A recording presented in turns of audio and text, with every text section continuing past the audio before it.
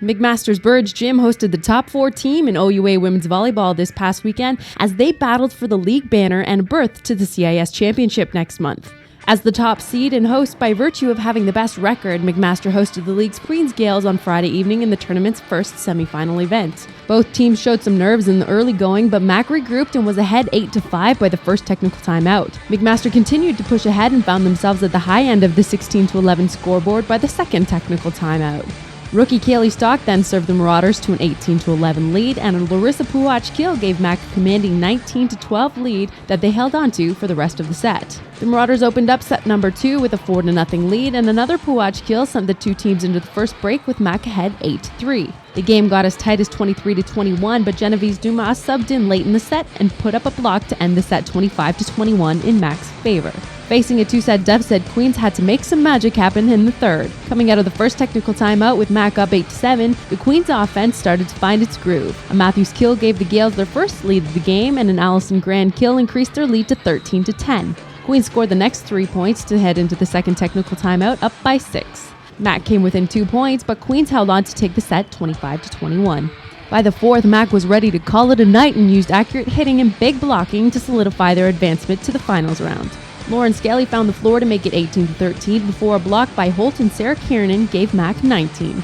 Queens called a timeout, but it was too little too late as the Marauders moved on to match point.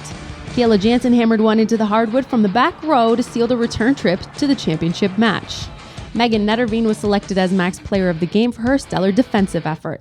Shannon McRobert had a match high of 13 points on 8 kills and 6 block assists. Puach and Jansen both added 10 points in the win, and Holt directed the offense with 37 assists. The Toronto Varsity Blues defeated the Western Mustangs later in semifinal game number 2 on Friday night and advanced to meet the Marauders in the OUA championship match on Saturday night. The large and noisy home crowd was in it from the opening serve, but the Blues seemed unaffected by the tough road environment. Both teams went right at each other to start the opening set, with most of the points coming off extended rallies. Toronto went into the second technical timeout with the largest lead of 16-11. McRobert closed the gap to 3 after 2 solo blocks and a kill, but that was as close as Mac would get as Toronto sealed the deal with a 25-20 win in the first. The second proved to be the closest match despite the Blues pumping out 6 straight points to open the set. Coming out of the first technical timeout, trailing 8-5, some key blocking and a kill from Puach tied the set at 8 apiece. Heather Bansley helped to reestablish the Toronto lead, but Mac tied the game up again at 19. A McRobert kill gave the Marauders their first lead of the game at 20-19, and the Burge crowd exploded.